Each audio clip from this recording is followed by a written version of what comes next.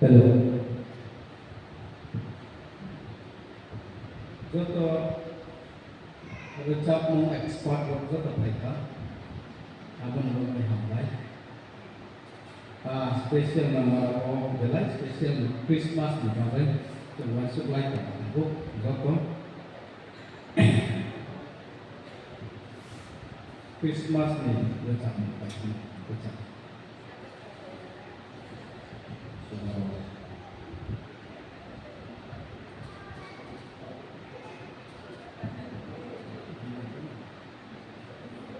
Hello.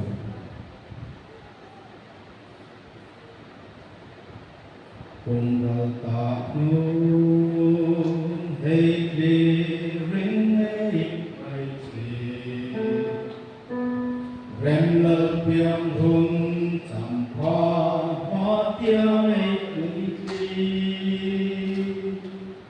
khang en ngôi ni sa ô lo kinh kia in người in xóa từ tình